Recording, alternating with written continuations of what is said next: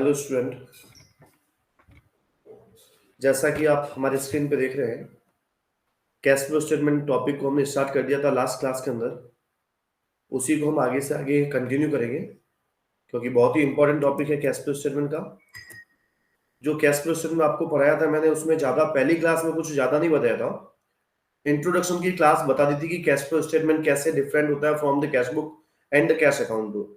Cash book और cash flow statement दोनों अलग अलग कैसे हैं, और कैश अकाउंट और कैश फ्लो स्टेटमेंट कैसे अलग अलग है। क्या कैश बुक है वो कैश फ्लो जैसे ही बनती है या कोई डिफरेंट होता है। तो मैंने आपको ये सब चीजें डिस्कस कर दी थी पहली क्लास के अंदर। जिन लोगों ने हमारा वीडियो नहीं देखा, पहले उसको कंप्लीट वीडियो को देखिए। और आज से आपके बोर्ड एग्जाम के अंदर कैसे कैश फ्लो स्टेटमेंट के क्वेश्चन करने हैं, और कैसे फ्यूचर में कभी आपको अगर कैश फ्लो स्टेटमेंट बनाना पड़ गया तो वो कैसे बनाते हैं, वो आज हम आपको सिखा देंगे। कितना ही बड़ा क्वेश्चन हो, कैसा भी क्वेश्चन हो, कैसा ही ट्रिकी हो, लेकिन आपका 100% करेक्ट आंसर आएगा कैश फ्लो स्टेटमेंट का। इनडायरेक्ट मेथड से पढ़ेंगे हम। लेकिन एक चीज बता देता हूं पहले कि अगर आपने कैश फ्लो स्टेटमेंट को नहीं समझा है ना, हमने देखो इस टाइप से मैं आपको थोड़ा स्लाइड बताता हूँ। ये हमारी लास्ट क्लास की स्लाइड थी, जिसमें हमने कैश फ्लो स्टेटमेंट के बारे में कैश को अलग से पढ़ा था बेटा, फ्लो को अलग से पढ़ा था, स्टेटमेंट को अलग से पढ़ा था। कैश फ्लो स्टेटमेंट क्या होता है तो मैंने बताया था that is a part of the financial statement. Financial statement में कितनी चीजों को इंक्लूड किया जाता है, तो 5 थिंग बताई थी मैंने आपको। एक तो बताई थी बेटा बैलेंस शीट, एक बताया था trading and profit loss account, उसके बाद में मैंने बताया था नोट्स अकाउंट, उसके बाद में ये सारी चीजें मैंने चेंज इन इक्विटी स्टेटमेंट है, या फिर शायद ये अपने क्या बोलते हैं इसको, कैश फ्लो स्टेटमेंट है, that is the part of cash and cash equivalent. तो बोले yes sir, sorry that is the part of cash flow financial statement. Sorry, ये जो पांचों आइटम लिखे, बैलेंस शीट हो, ट्रेडिंग अकाउंट हो, नोट्स अकाउंट हो, चेंज इन इक्विटी हो, या कैश फ्लो स्टेटमेंट हो, ये सारे के सारे किसके पार्ट है बेटा, फाइनेंशियल स्टेटमेंट के पार्ट होते हैं। फाइनेंशियल स्टेटमेंट क्या होता है वगैरह ये सब मैंने लास्ट क्लास में डिस्कस कर दिया था। आज हम उन चीजों को डिस्कस नहीं करेंगे बेटा। जिन्होंने नहीं देखा है वो पहले वो हमारा वीडियो देख ले। एक डेफिनेशन वापस से थोड़ा सा बता देता हूं इसकी। अगर हमने पूरा उसको पढ़ने के बाद में फाइनल कैश फ्लो स्टेटमेंट की क्या डेफिनेशन निकाली थी, तो हमने शुरू लास्ट एंड ये एनालिसिस करके निकाला कि cash flow statement is a statement, cash flow statement is a statement that shows the inflow and the outflow of the cash and cash equivalent. Cash and cash equivalent का meaning अगर नहीं पता आपको तो last video में जाके देखिए, cash and cash equivalent को बहुत ही अच्छे से बता रखा है। और उसके बाद में लिखा है कि during the accounting period from the operating, investing and the financing activities. बताया बेटा कि कैश फ्लो स्टेटमेंट एक ऐसा स्टेटमेंट होता है जो कि हमें कैश एंड कैश इक्विवेलेंट का इनफ्लो और outflow during the accounting period show करता है from different activities, just like operating activities, investing activities and the financing activities. Sir ये इन्वेस्टिंग एक्टिविटीज, ऑपरेटिंग एक्टिविटीज और ये क्या होता है? देखो आपसे पूछेगा, कोई बच्चे के दिमाग में आता है कि सर ऑपरेटिंग एक्टिविटीज क्या होती है, इन्वेस्टिंग एक्टिविटीज क्या होती है। ये क्यों बता रहा हूं पहले ही मैं आपको, क्योंकि कैश फ्लो स्टेटमेंट जो बताता है हम जो बढ़ाने वाले हैं उस स्टेटमेंट को, उसका फॉर्मेट भी आपकी बुक में दे रखा है, वो भी मैं अभी स्लाइड पे शो करूंगा। लेकिन एक बात बताता हूं कि उसमें क्या होगा बेटा कि जो कैश का इनफ्लो और आउटफ्लो जो होने वाला है वो तीनों अलग अलग एक्टिविटीज हम दिखाने वाले हैं। तो थोड़ा सा नॉलेज तो इनका भी होना चाहिए बेटा कि भाई ये सर ऑपरेटिंग एक्टिविटीज क्या होती है, इन्वेस्टिंग क्या होती है, फाइनेंसिंग क्या होती है। तो ऑपरेटिंग एक्टिविटीज वो एक्टिविटीज होती है जो हमारे बिजनेस को ऑपरेट करने के लिए, हमारे बिजनेस में जितने भी ऑपरेशंस होते हैं डेली की बेस में, जो हम हमारी डेली की एक्टिविटीज होती है, रिकरिंग नेचर की जो एक्टिविटीज होती है, that is the part of operating activities. जितने भी फिक्स एसेट्स और जितने भी non current investment, sorry non current investment, ये जो दोनों के रिलेटेड जितना भी आइटम्स होते हैं बेटा वो इन्वेस्टमेंट एक्टिविटी से रिलेटेड होते हैं। फाइनेंसिंग एक्टिविटी में बेटा क्या होता है, सॉरी अगर बाई चांस कभी भी कोई भी बिजनेस स्टार्ट करते हैं तो आप बताइए कि सबसे पहले बेटा बिजनेस ऐसे ही नहीं चलता है, सबसे पहले इन्वेस्टमेंट भी नहीं होता है, सबसे पहले फाइनेंस की रिक्वायरमेंट होती है। और कंपनीज अपने फाइनेंस को कैसी रिक्वायरमेंट को पूरा करती है, तो या तो वो शेयर्स के करेगी, शेयर इश्यू कर सकती है, या कंपनी डिवेंचर इश्यू करेगी, या कंपनी क्या करती है बैंक से लोन लेगी, या पब्लिक डिपॉजिट वगैरह, जो भी बहुत सारे ऑप्शन है कंपनी के पास फाइनेंस के, वो ये सब चीजें अपन यहाँ पर पढ़ने वाले हैं। ठीक है सर, तो अभी आपको कोई चिंता नहीं होनी चाहिए, हम सीधा एक ही डिस्कस करने वाले हैं कि कैश फ्लो स्टेटमेंट बनता कैसे है और क्वेश्चन आप एग्जाम में कैसे सही करके आएंगे।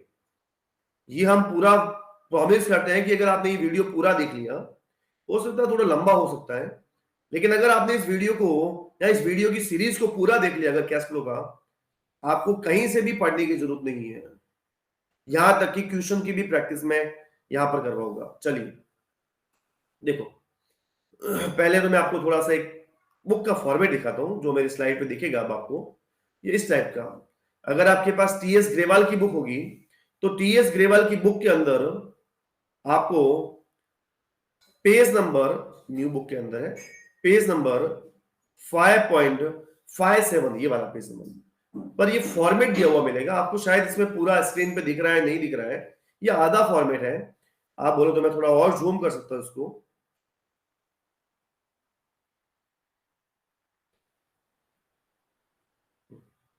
देखिए यहां से आपको दिखेगा बेटा, ये cash flow from operating activities, ये कैसे होती है ये सब इसके अंदर लिखा हुआ बेटा। सेकेंड एक्टिविटीज में आपको दे रखा है cash flow from investing activities. अरे आपको ये लर्न नहीं करना है बेटा, मैं खुद नया बनाऊंगा, ये आपको बुक में दे रखा है इसलिए बताया है। और थर्ड यहां पर दे रखा होगा cash flow from financing activities. लेकिन हम ना तो सबसे पहले जो क्वेश्चन की शुरुआत करेंगे, ना तो ऑपरेटिंग से करेंगे, ना इन्वेस्टिंग से करेंगे, और ना ही फाइनेंसिंग से करेंगे। बोले क्या बात कर रहे हैं सर, ये तो फिर आप करेंगे क्या कैश फ्लो स्टेटमेंट के अंदर? देखिए तो सही आप क्या करते हैं, जादू करते हैं। अरे ऐसा एक ट्रिक बताएगा आपको कि कैश फ्लो स्टेटमेंट के अंदर आपका डायरेक्ट क्वेश्चन सही हो। देखो इस कैश फ्लो स्टेटमेंट को बनाने का मेन रीजन मैं आपको पहले समझाया, तो ये देख तो लिया आपने, अलग अलग एक्टिविटीज में ही बनाया जा रहा है कि भाई कितना कैश इनफ्लो हुआ, कितना कैश आउटफ्लो हुआ, ये सब मैं आपको बता चुका हूं कि भाई ये चीजें इसमें यहां पर शो होती है। ये स्टेटमेंट है, जब मैं आपको बता दूं तो फिर आप अपनी बुक से चेक कर सकते हैं, बुक से आप प्रैक्टिस करिए और कोई समस्या है तो हमें बताइए। देखिए हम क्वेश्चन की शुरुआत कहां से करने वाले हैं सर? देखिए बेटा, आपको क्वेश्चन में मान लीजिए बैलेंस शीट दी हुई है। बैलेंस शीट आप सबको पता है बेटा वर्टिकल फॉर्मेट में आती है, कंपनी की बैलेंस शीट इस टाइप से आती है बेटा, ये नोट्स नंबर होता है और ये अमाउंट होता है। अब मैं पूरी बैलेंस शीट तो यहां पर नहीं बढ़ाऊंगा। एक तो होता है बेटा इक्विटी एंड लायबिलिटीज, सबसे पहला जो हेड होता है बेटा वो, सॉरी हेडिंग होता है इक्विटी एंड लायबिलिटीज।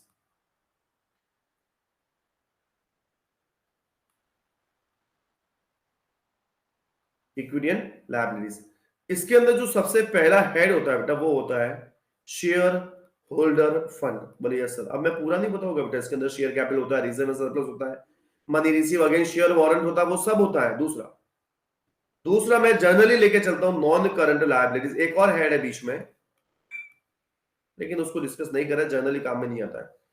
थर्ड है बेटा करंट लायबिलिटीज, देखते रहना आप खाली। बोले सर ये कैश फ्लो स्टेटमेंट बता रहे हैं कि बैलेंस शीट बता रहे हैं, आप केवल देखते रहिए बेटा। और सेकंड साइड होती है बेटा वो होती है असेट साइड। असेट साइड के अंदर सबसे पहले आती है बेटा नॉन करंट असेट्स और दूसरी आती है करंट असेट्स। आप खाली इसको देखना, कुछ भी डाउट नहीं रखेंगे हम आपके, ये करंट असेट्स आती है। बोले ठीक है सर, ये इस तरह से बैलेंस शीट आपको दी हुई होगी और इसकी हेल्प से ही आपको क्या बनाना होगा बेटा, कैश फ्लो स्टेटमेंट को प्रिपेयर करना होगा। कितना कैश का इनफ्लो हुआ, कितना आउटफ्लो हुआ फ्रॉम डिफरेंट डिफरेंट एक्टिविटीज। बेटा हमें जो क्वेश्चन शुरू करना है बेटा, वो शुरू करना है आंसर से। जब आप क्वेश्चन वहां पर स्टार्ट करेंगे बेटा, तो सबसे पहले आप जब वहां एग्जाम में जाएंगे तो आपको उसका आंसर पहले ही पता चल जाएगा। बोले कैसे सर, बता दो। इस कैश फ्लो स्टेटमेंट को बनाने का मेन पर्पस अभी मैं समझाता हूं। करंट असेट्स के अंदर आपको पता है बहुत सारे सब हेड है। For example trade receivable, inventory, current investment, other current assets, और मेरा जो काम का है बेटा वो है कैश एंड कैश इक्विवेलेंट। आपने सब देख लिया होगा, बहुत सारी चीजें मैंने लिखी है, लेकिन मेरे जो काम का है वो ये कैश एंड कैश इक्विवेलेंट है बेटा।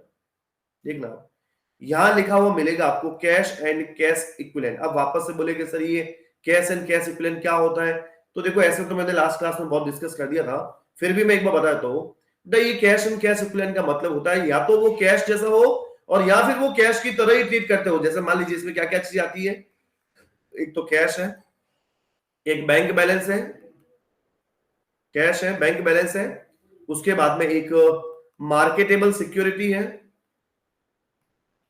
मार्केटेबल सिक्योरिटी है, और उसके बाद में और सर, और एक करंट इन्वेस्टमेंट है। ये इस टाइप के हमने इन मार्केटेबल सिक्योरिटी को समझना, लास्ट वीडियो देख लीजिए आप। ये सब चीजें हमने बता दी बेटा, ये करंट इन्वेस्टमेंट, ये जनरली 4-5 चीजें होती है बेटा, ये कैश एंड कैश इक्विवेलेंट में इंक्लूड होती है।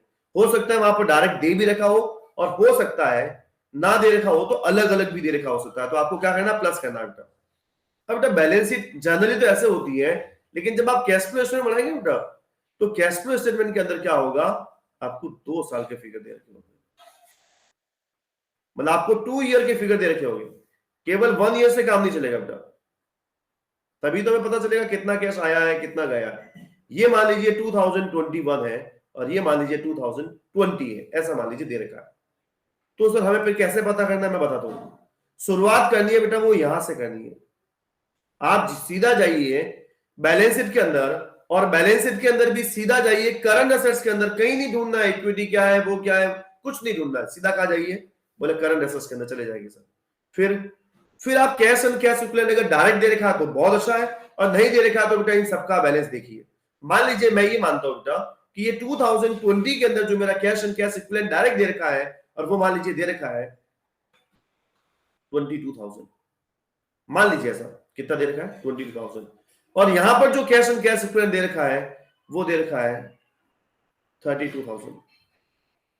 सुनते रहिए खाली आप, अगर आपको कुछ लगे तो पूछिएगा, लेकिन पहले कुछ नहीं लगना चाहिए जब तक मैं मेरी बात को खत्म ना करूं, जब तक मैं नहीं समझू आपको। मतलब मेरे पास जो ये बैलेंस दिख रहा है बेटा, ये कौन सी ईयर का दिख रहा है, 2020 का दिख रहा है, बोले हाँ सर दिख रहा है। तो 2020 में आपको कितना बैलेंस दिख रहा है बता दीजिए, कैश एंड कैश इक्विवेलेंट का। बोले सर 2020 के अंदर कैश एंड कैश इक्विवेलेंट का बैलेंस दिख रहा है, वो 22,000 दिख रहा है। मतलब ये ओपनिंग बैलेंस था, बैलेंस शीट जब बनाई होगी 2020 की, तो यहाँ पर बैलेंस कितना था 22,000, और जब बैलेंस शीट बनाई हमने 2021 की, तो कैश एंड कैश इक्विवेलेंट में कितना था बेटा 32,000। क्या आप लोगों को लगता है कि यहाँ पर कुछ पैसा इंक्रीज हुआ है या नहीं लगता है, पहले तो ये बताइए। बोले लगता तो ऐसा क्यों नहीं लगता है, अरे इंक्रीज तो हुआ है, 100% हुआ है सर। तो इंक्रीज हुआ है तो कितने से इंक्रीज हुआ बताइए, यहां पर इंक्रीज हुआ है मतलब कैश एंड कैश इक्विवेलेंट में, और बाय 10,000 से। सर 10,000 रुपए का क्या हुआ है, कैश का बैलेंस इंक्रीज हुआ है। हमारा आंसर क्या है बेटा, ये 10,000 हमारा आंसर है। नेट इंक्रीज जो हुआ है वो हमारा आंसर है। जब आप कोई भी क्वेश्चन करोगे तो सबसे पहले आपको आंसर में ये लिखना पड़ेगा, मतलब इस क्वेश्चन का आंसर कितना आएगा 10,000। समझे नहीं सर, मैं आपको समझाता हूं, थोड़ा और डिटेल से समझाता हूं। अब मान लीजिए ये मेरे पास कैश फ्लो स्टेटमेंट का एक फॉर्मेट है। अब बेटा जो कैश फ्लो स्टेटमेंट का जो फॉर्मेट मैंने बना रखा है, वो मैंने 2 स्लाइड पे बना रखा है। अब ये क्यों बनाया उसका भी मैं रीजन बताता हूं, क्योंकि बड़ा होता है थोड़ा सा फॉर्मेट। सबसे लास्ट, जैसे ये बैलेंस ये पूरा आप बनाओगे तो एक ही पेज से बनाओगे बेटा, मैंने 2 अलग अलग स्लाइड पे बनाया, एक यहां पर बनाया और एक यहां बनाया। जैसे सबसे पहले आपने यहां पर लिखा हुआ बेटा कैश फ्लो फ्रॉम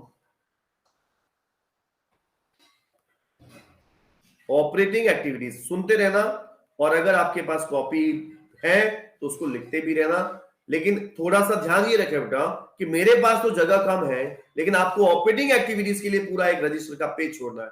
उसके बाद में सेकेंड एक्टिविटी है बेटा हमारी, वो है इन्वेस्टिंग एक्टिविटीज। ये है ऑपरेटिंग एक्टिविटीज, मैं भी सेकेंड स्लाइड पे आ रहा हूं और यहां पर सेकेंड में लिख रहा हूं कैश फ्लो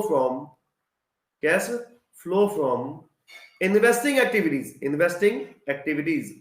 ये सेकेंड एक्टिविटी है। और थर्ड है बेटा हमारी, थोड़ी सी जगह कम है मेरे पास इसलिए मैं यहां लिख रहा हूं cash flow from financing activities. बोलो ठीक है सर, ये तीनों एक्टिविटी है बेटा। अब आपको तीनों से बनाना है, जैसा आपकी बुक में बना हुआ, बता देता हूं वापस से। ये देखो, ये ऑपरेटिंग है, फिर ये इन्वेस्टिंग है, और ये फाइनेंसिंग है। बोला हाँ सर। तो बेटा देखो यहां पर, अगर आपको बुक में दे रखा है वैसे ही सीखना है तब तो अलग बात है, लेकिन मैं आपको मेरी तरीके से सिखा देता हूं। बुक वालों ने पहले ऑपरेटिंग को सिखाया है, बाद में इन्वेस्टिंग को सिखाया है, बाद में फाइनेंसिंग को सिखाया है, और मैं आपको सीधा आंसर पे लेके चल रहा हूं। इस क्वेश्चन में जब बोर्ड एग्जाम देने जाओ तो इसका आंसर कितना होगा, सबसे पहले आपको पता करना है। देखो मान लीजिए कि भाई यही हमारा क्वेश्चन है, बैलेंस शीट यही है हमारी। मान लीजिए जो ये आपको बैलेंस अभी दिखाई थी, यही हमारी मान लीजिए बैलेंस शीट है। बिगिनिंग में कैश कितना बेटा 22 और एंडिंग में कितना 32। इसको लिखना है आपको। बोले कहां लिखना है सर, ये यहां लिखना है। देखो इसको आपको यहां लिखना है, कुछ फाइनेंसिंग एक्टिविटी के लिए जगह छोड़नी है, और फाइनेंसिंग एक्टिविटी के लिए जगह छोड़ने के बाद मान लीजिए मैंने थोड़ा सा जगह कम है यहाँ और यहाँ सब फाइनेंसिंग एक्टिविटी का कर दिया और यहां मेरे को लिखना है बेटा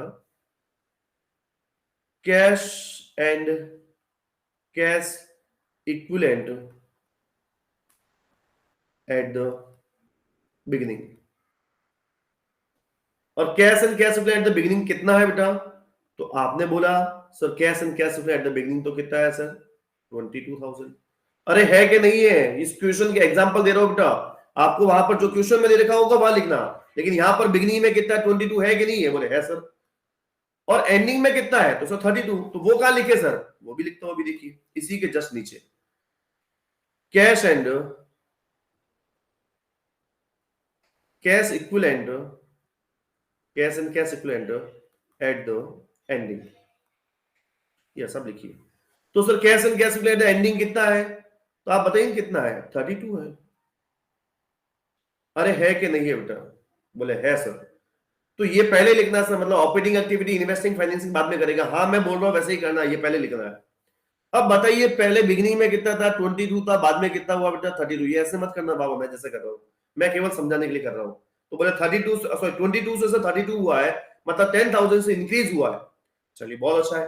तो बेटा 10,000 से अगर इंक्रीज हुआ है तो ये 10,000 इंक्रीज हुआ, ये हमारा आंसर है। और मैं आंसर के लिए थोड़ा कलर चेंज करके लिखता हूं ताकि आपको पता चलेगा कि ये आंसर का पॉइंट है। तो यहां पर आपको लिखना पड़ेगा बेटा 10,000। देखो ये आंसर है, और यहां पर लाइन क्या लिखनी है वो मैं लिख रहा हूं। देखो net increase in, net increase in cash and cash equivalent, net increase in cash and cash equivalent during the, थोड़ी सी जगह कम है मेरे पास, ड्यूरिंग द ईयर। आप वीडियो को मैं जैसा बोलता हूं वैसा अपनी कॉपी में लिखते रहना। तो ये बेटा जो हमने किया है ये हमारा आंसर है बेटा। मैं इसको थोड़ा सा हाईलाइट करता हूं, हाईलाइट का मतलब मैं इसको थोड़ा सर्कल करता हूं ताकि आपको पता रहे कि ये हमारा क्या है बेटा, आंसर है। मतलब ये हमें फाइंड आउट करना है बेटा। बोलो, तो एक चीज तो पता चल गई कि हमारा आंसर कितना आ रहा है? 10,000 आ रहा है। लेकिन सर ये लाना कैसे है? देखो इसका कैश फ्लो का ऑब्जेक्टिव बताता हूं। इस स्टेटमेंट में ये तो पता चल गया आपको कि पूरे साल में हमारा 10,000 का कैश क्या हुआ है। कैश जब भी बोलूं तो आपको क्या कंसीडर करना है? कैश एंड कैश इक्विवेलेंट को कंसीडर करना है। बोले ठीक है सर, उसको तो कोई दिक्कत नहीं है। तो सर आप खाली हमें इतना सा बता दीजिए कि जब आपने बोला है कि सर जब भी मैं कैश बोलूंगा तो कैश एंड कैश इक्विवेलेंट को कंसीडर तो करना है, लेकिन आप इतना तो ये भी बता दीजिए कि क्या सर हमारे ये जो 10,000 का जो आंसर जो आपने निकाला net increase in cash and cash equivalent during the year, क्या ये हर क्वेश्चन में निकाल पाएंगे? हर क्वेश्चन में बैलेंस शीट होगा बेटा, और हर क्वेश्चन में बैलेंस शीट में सबसे पहले ओपनिंग का बैलेंस चेक करिए और फिर क्लोजिंग का, और ओपनिंग का पहले लिखिए फिर एंडिंग का लिखिए, उसके बाद में जो दोनों का डिफरेंस है वो ऊपर लिख लीजिए। अब देखो कैश फ्लो स्टेटमेंट क्यों बनाया जाता है, मेन रीजन बताता हूं। आपको इतना तो पता चल गया बेटा कि नेट इंक्रीज हुआ है। अब सुनिए, ये इंक्रीज हुआ होगा बेटा तो ये कहीं ना कहीं तो आया होगा पैसा, या कहीं ना कहीं तो खर्च हुआ होगा, तभी तो हो सकता है पैसा। मतलब कुल मिला के आपके पास 10,000 इस बार एक्स्ट्रा आए। कैसे आए हो सकते? देखो हो सकता है बेटा कि ऑपरेटिंग एक्टिविटीज के अंदर आपने बहुत सारे ट्रांजेक्शन किए, बहुत सारे, किसी में कैश आया होगा मतलब प्लस में लिखा होगा, किसी में कैश क्या हुआ होगा? गया होगा। अरे ऐसा हो सकता है नहीं हो सकता बेटा? बोले हो सकता है सर। तो आपने क्या किया होगा? जितना भी कैश आया होगा और गया होगा उनकी टोटल की होगी बेटा, और इस कॉलम के अंदर ये रुपीस के 2 कॉलम है बेटा, ये अपन अभी फॉर्मेट थोड़ा सिलेबस बनाएंगे। ये रुपीस के 2 कॉलम है। तो मेरे कहने का मतलब क्या है सर? अरे मेरे कहने का मतलब ये है कि आपने ये जो इसकी जो टोटल की होगी, इस कॉलम के जो एडजस्टमेंट करने के बाद में जो टोटल की होगी वो यहां लिखी होगी बाहर के कॉलम में। एक ही आइटम यहां आएगा, ऑपरेटिंग एक्टिविटी से एक आइटम आएगा। अब ये जो आइटम आया, मान लीजिए आपका देखो नेट इंक्रीज कितना हुआ बेटा? 10,000। अब देखिए मान लीजिए कि यहां पर प्लस में आंसर आया है बेटा, मान लीजिए 4,000। क्या आया बेटा आंसर? प्लस 4,000। अगर ये आंसर प्लस में 4,000 तो इसके लिए लाइन क्या लिखनी है? मैं लिखूंगा नेट कैश फ्रॉम, क्या लिखूंगा बेटा? From operating activities. सुनते रहना बेटा, और आगे और चेंज करूंगा, net cash from operating activities, net cash from operating activities 4,000। बोले ठीक है सर। तो ये जब आपने लिखा net cash from operating activities 4000, तो आप मेरे को खाली इतना सा बता दीजिए कि सर ये जो net cash from operating activities 4000 आया है वो कैसे आया है। ऑपरेटिंग एक्टिविटीज के अंदर जो भी चीजें हैं, ऑपरेटिंग एक्टिविटीज के अंदर जितनी भी चीजें हैं वो सब आपने यहां लिखी होगी इस ऑपरेटिंग एक्टिविटी के अंदर। उसके बाद में जो उसको एडजस्टमेंट करने के बाद में जो फाइंड आउट किया है वो ये आ गया net cash from operating activity. उसके बाद में सर, उसके बाद में बेटा आपने इन्वेस्टिंग एक्टिविटी में गए होंगे, इन्वेस्टिंग एक्टिविटीज में भी क्या हुआ ऐसे कुछ लिखा होगा, और इसको लिखने के बाद में मान लीजिए यहां पर आंसर आया बेटा माइनस में 10,000, मान लीजिए सर। तो जब माइनस में 10,000 आया तो क्या लिखना है बेटा, यहां लिखोगे आप net cash used in investing activities, net cash used in investing activities. Sir हमें समझ में नहीं आ रहा है, मैं क्या समझा रहा हूं वो सुन लीजिए। ये 10,000 जो है वो नेट इंक्रीज हुआ है, तो कहीं न कहीं से तो पैसा आया होगा, या तो ऑपरेटिंग से आया है, या इन्वेस्टिंग से आया है, या फाइनेंसिंग, कहीं न कहीं से तो आया है। तो हमने कैश फ्लो स्टेटमेंट में यही सीखना है बेटा कि ऑपरेटिंग से तो 4,000 आया। अरे ऑपरेटिंग से तो कितना आया कैश, 4,000 आया, लेकिन इन्वेस्टिंग से वापस से कितना चला गया, 10,000। तो मतलब अब हमारे पास कितना बचा होगा, अरे बोली आया तो कितना बेटा 4,000 और गया कितना 10,000, तो माइनस में कितना बचा 6,000, माइनस में बचा है 6,000। अब देखिए अगर मैं बोलूं कि माइनस का मेरे पास बैलेंस बचा 6,000, तो अब आप खुद ही सोचिए कि यहां पर मेरे पास फाइनेंसिंग एक्टिविटी से पैसा आया होगा, net cash from financing activity, तभी तो इसका बैलेंस मैच हुआ होगा बेटा। और कितना आया होगा वही बोलिए, अरे माइनस का कितना बचा था बेटा 6,000, तो आया होगा मेरे पास कम से कम 16,000 रुपए। अब मैं इसको पूरा चेक करके बता दूं, देखो इसकी फिर आपने यहां पर क्या की होगी, टोटल की होगी, तब नेट इंक्रीज आया होगा बेटा 10,000। अब देखना क्या क्या चीजें बताइए मैंने, देखो ये आपको मैंने जितना भी बताया बेटा उसका रीजन सुनो। कितना इंक्रीज हुआ बताओ टोटल, आप बोले सर 10,000 इंक्रीज हुआ, बोले हाँ सर। फिर बताइए कि हमारे पास बिगिनिंग में कैश एंड कैश इक्विवेलेंट कितना था, बोले 22 था, और बाद में कितना हुआ तो 32 हुआ। तो बेटा 10,000 इंक्रीज हुआ तभी तो, पहले 22 था, 10,000 इंक्रीज हुआ और फिर 32 हुआ है। मेरा केवल मानना ये कि ये 10,000 जो इंक्रीज हुआ है वो किस रीजन से हुआ है, यही तो हमें पता करना है इस कैश फ्लो स्टेटमेंट के अंदर, कि जो ड्यूरिंग द ईयर जो चेंजेस है कैश एंड कैश इक्विवेलेंट के अंदर 10,000 का, वो किस एक्टिविटी से हुआ है। अगर ये फाइंड आउट कर लेते हो आपके पूरे में से पूरे मार्क्स आ जाएंगे, चाहे कोई भी एग्जाम दे रहे हो। बताइए, अब बताइए बेटा कि हमारे पास यहां से कितने रुपए आए बोलो 4,000, यहां से कितने रुपए आए बोलो 16,000, तो 4,000 प्लस 16,000 इक्वल टू, बोले सर 4,000 आया एक बार, मैं ऐसे लिख रहा हूं, और एक बार 16,000 आया, दोनों मिला के कितना आया 20,000 आया, और उसके अंदर मैंने खर्च किया है, यूज हुआ है माइनस में 10,000। तो बताइए इसका नेट इफेक्ट क्या, 10,000 इनफ्लो हुआ कि नहीं हुआ, अरे हाँ हुआ है सर। तो बस यही मैं आपको समझाना चाह रहा था। मतलब ट्यूशन की शुरुआत आपको कहां से करनी है बेटा, आंसर से करनी है, और कैश फ्लो स्टेटमेंट का इससे आपको क्या ऑब्जेक्टिव है वो भी पता चलेगा। इस क्लास को लेने से बच्चों को ये तो पता चला होगा कि सर जो कैश फ्लो स्टेटमेंट जो प्रिपेयर किया जाता है वो इसलिए प्रिपेयर किया जाता है कि ड्यूरिंग द ईयर जो कैश एंड कैश इक्विवेलेंट में चेंजेस हुए हैं वो किस एक्टिविटी से हुआ है, और उस एक्टिविटी को हमें उस जिस एक्टिविटी से हुआ है उस एक्टिविटी से हमें क्या करना है, उसको कैलकुलेट करना है। ये तो मैंने जो फिगर लिखे थे बेटा वो मेरे मन से लिखे थे, ये और ये मैंने ऐसा माना है बेटा कि 10,000 चेंज हुआ। एक एग्जांपल और देता हूं, मान लीजिए ये जरूरी नहीं है बेटा ऐसा यही होगा ना, कुछ भी हो सकता है। फॉर एग्जांपल देखना थोड़ा सा, फिर इसके बाद में अपन जो पढ़ने वाले हैं बेटा वो पढ़ेंगे एक एक एक्टिविटी को अपन डिस्कस करते हुए चलेंगे, और एक भी एक्टिविटी में आपको समस्या आ जाए तो उसकी सारी जिम्मेदारी हमारी है। मान लीजिए कि अभी जो हमने क्वेश्चन किया था बेटा अभी, तो उसमें एक बैलेंस शीट देखी थी आपने, बोला हाँ सर। इस बैलेंस शीट में बिगनिंग में कितना कैश था, सर इस बैलेंस शीट में बिगनिंग में कैश था 22 और बाद में कितना था 32। देखते रहना आप, अब मैं चेंज कर रहा हूं थोड़ा सा। मान लीजिए कि इसमें बिगनिंग में जो कैश है वो कैश मान लीजिए 20,000 है, और यहां पर 25,000 है।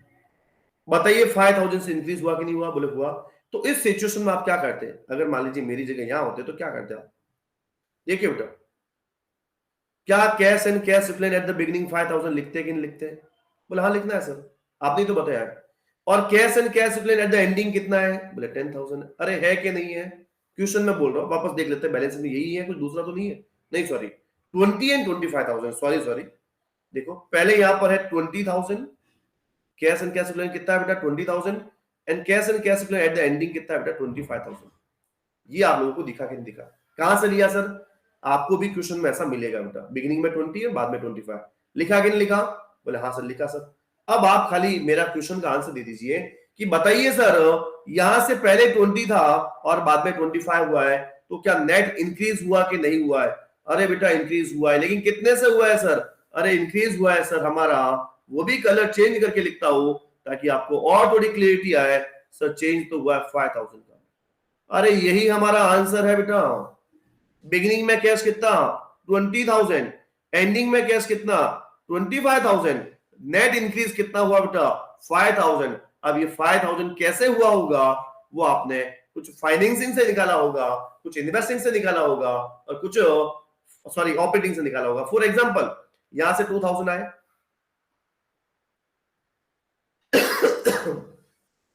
मान लीजिए यहां से फाइनेंसिंग से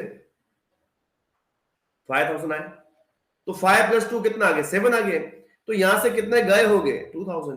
तो देखिए अब ऑपरेटिंग में कितना है बेटा 2,000, किसका है प्लस का है, इन्वेस्टिंग में माइनस का 2,000 है, बोले यस सर, मतलब पैसा गया है, पैसा गया है, तो 2,000 गया बेटा, तो 2,000 आया और 2,000 ही गया, तो मतलब चेंज तो कुछ नहीं हुआ, जीरो हो गया, और यहां से 5,000 आ गया, और ये फाइनेंसिंग से 5,000 आने की वजह से ही अब इस कैश फ्लो स्टेटमेंट को देख के ये तो पता चला होगा आपको कि हमारी ऑपरेटिंग एक्टिविटी से एक्चुअल में कितना कैश का इनफ्लो हुआ है या कितना आउटफ्लो हुआ है, इन्वेस्टिंग एक्टिविटी से या तो इनफ्लो हुआ है या आउटफ्लो हुआ है, या फाइनेंसिंग एक्टिविटी से इनफ्लो हुआ है या आउटफ्लो हुआ है।